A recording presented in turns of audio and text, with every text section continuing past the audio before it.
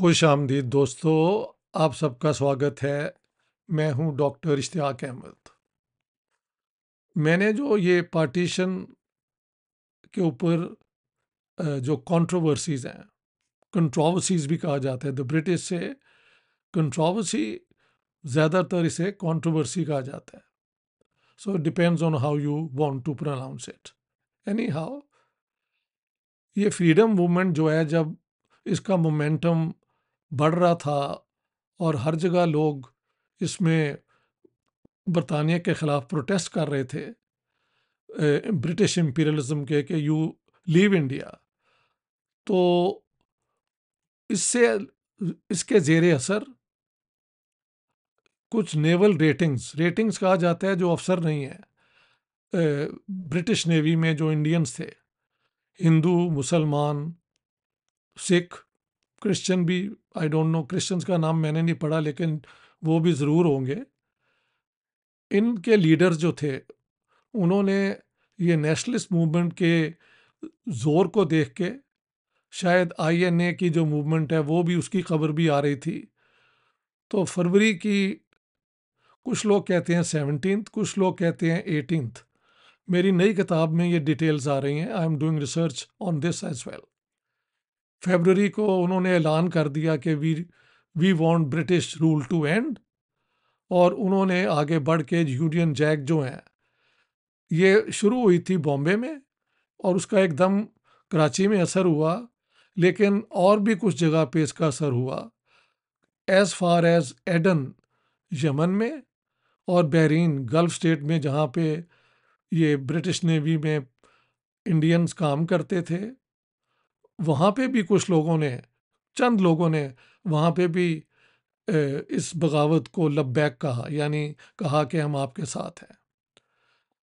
तो जब ये उन्होंने ये किया, और मुस्लिम लीग का और कांग्रेस के झंडे इन्होंने वो ब्रिटिश शिप्स पे लहरा दिए। कुछ लोग कहते हैं कि कम्युनिस्ट पार्टी ऑफ इंडिया ने भी का भी झंडा लहराया गया, तो हो सकता है कई जगह सीपीआई का झंडा भी हो, लेकिन डेफिनेटली कांग्रेस और मुस्लिम लीग का जो झंडा है वो लहराया गया। और इस सारी अपराइजिंग का, अब ये इंडिया में मैंने देखा है, ये नाम नहीं बताते कि किन लोगों, लीडर कौन थे। इस सारी बगावत का जो लीडर था ना, जो लीडर थे, वो थे, उनका नाम था एम.एस. खान। एक्चुअली मेरे एक दोस्त हैं जो स्टॉकहोम में रहते हैं, उनके दादा भी, जो गुजरात से थे, मुसलमान, वो भी इसी अपना अपराइजिंग में थे। तो बाद में मैंने अब जो डिटेल्ड रिसर्च की है, उसमें लोगों ने जाके इनकी टेस्ट मनी, यानी इनके बयान दर्ज किए हैं। उनमें से कई नाम हैं, अब्दुल लतीफ़, कोई मूर्ति है, कोई रमेश कुमार है, कोई पता नहीं है, सुरिंदर सिंह है, इस किस्म के नाम है, और उनका बयान है। इन सारों की जो कंप्लेंट थी कि द ब्रिटिश ऑफिसर्स हमें बड़ा बुरी तरह ट्रीट करते हैं, खाना हमें अच्छा नहीं देते, हमें गालियाँ देते हैं, तो ये सब बदला जाए, हम इसको नहीं मानते। जब ये हुआ तो लगता है कि इन्होंने किसी मेजर पार्टी से जाके बात नहीं थी की। इन पे influence definitely communist party of India का, किसी लोगों का था, और कम्युनिस्ट पार्टी ऑफ इंडिया ने इस बगावत की सपोर्ट की। This is also on record. ना कांग्रेस वालों ने की, ना मुस्लिम लीग ने की। इस पे बयान जवाहरलाल नेहरू का है कि देखें, आपकी ये बगावत जो है, स्टेट जो है जिसके पास इतनी ज़्यादा वो है फायरिंग पावर कैपेसिटी, वो आपको आसानी से क्रश कर देगी। तो आपकी डिमांड जायज़ हैं, लेकिन इस अपराइजिंग से काम नहीं बनेगा। So this is not the right way to go forward. इससे ज़्यादा मजबूत बयान जिन्ना साहब ने भी बिल्कुल कहा कि I am against the uprising, बिल्कुल उनका बयान भी ये है। उन्होंने कुछ मुसलमान जो इसमें इन्वॉल्व थे उनका नाम लिया, ताकि उसको कम्युनल एंगल दिया जाए, लेकिन बात यह है कि इसके अंदर सब लोग थे और 10,000 लोग तक इसके अंदर, इस बगावत के अंदर आ गए थे। वाइस एडमिरल जो थे नेवी के,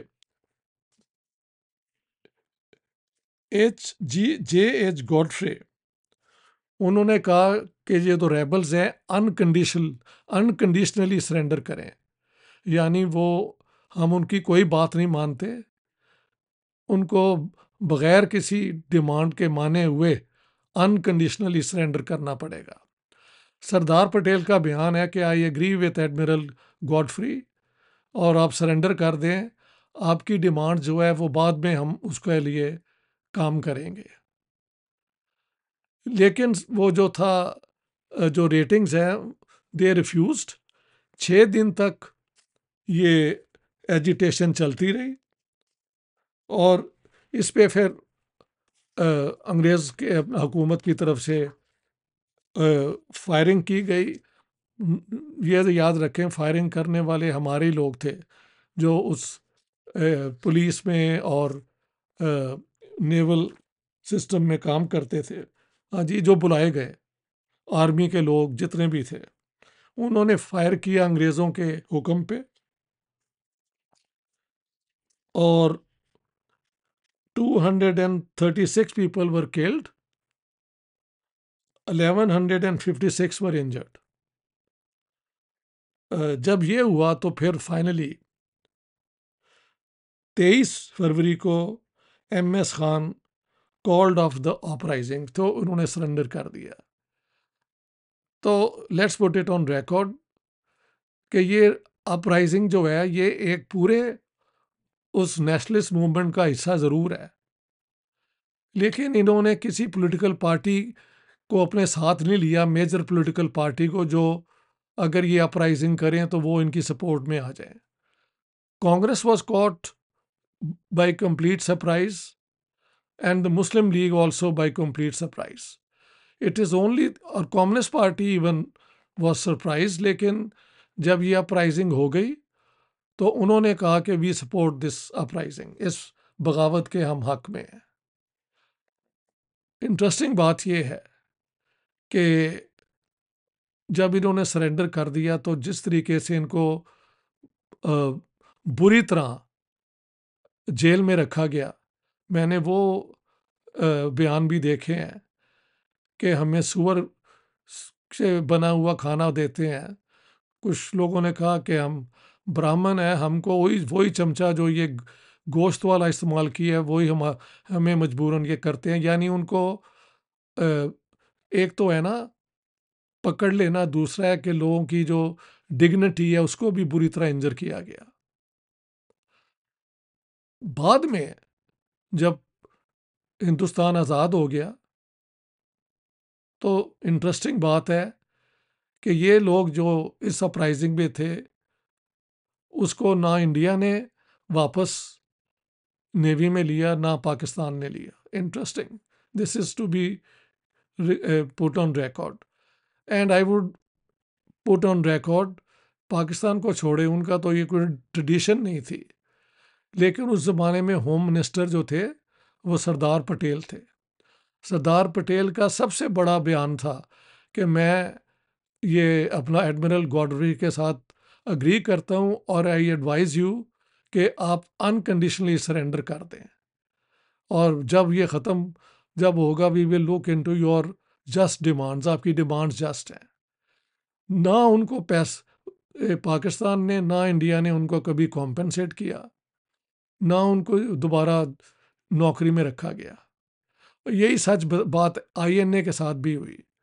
केस कूस तो ये लड़ा दोनों ने, कांग्रेस ने, लेकिन the strong man of India जो हैं सरदार पटेल ने, क्योंकि ये बागी लोग थे, इन पे असर इनकलाबी था, तो उन्होंने इन INA के लोगों को या इनको नेवल रेटिंग्स को दोबारा उनकी जो जॉब है वो वापस दी गई। तो दोस्तों ये है बैकग्राउंड अपराइजिंग की। इसकी अहमियत ये है कि ये एक और निशानी थी कि अब इंडिया के लोग जो हैं वो ब्रिटिश हुकूमत को नहीं मानते। बरतानिया जंग तो जीत गया था, लेकिन उसकी पूरी इकॉनमी डिस्ट्रॉय हो चुकी थी और अमेरिकन प्रेशर बहुत बढ़ रहा था कि आप इंडिया को आज़ाद करें। तो इन हालात में naval rating is part of the general radicalization of society. हाँ जी, लेकिन ये कोई ऐसी मूवमेंट नहीं थी कि जिससे ब्रिटिश स्टेट जो है वो हार के पावर ट्रांसफ़र कर दे। ये बिल्कुल समझ आती थी कांग्रेस के लीडरों को, और ये जिन्ना साहब तो खैर पहले ही इन चीज़ों के बिल्कुल मुखालिफ थे। तो ये है बैकग्राउंड। कम्युनिस्ट पार्टी ने ऐलान किया हक में, उनके कुछ लोग अरेस्ट भी हुए और उनको सज़ा भी हुई। लेकिन और लगता है कि ये जो लोगों ने जो ये बगावत की, ये स्पॉन्टेनियस थी, इनकी अपनी एक सोच थी। लेकिन मुझे लगता है कि इसके ऊपर असर कम्युनिस्ट पार्टी के केडर्स का होगा, जो उस ज़माने में नेवी में आ चुके होंगे। अभी मैं डिटेल स्टडी भी कर रहा हूँ, तो जब एक किताब जो नई आ रही है उसके अंदर इसके ऊपर डिटेल्स होंगी। तो आई थॉट ये कंट्रोवर्सी या कंट्रोवर्सी जो है, इसको आज आपके साथ डिस्कस किया जाए। बहुत बहुत शुक्रिया दोस्तों, थैंक यू वेरी मच।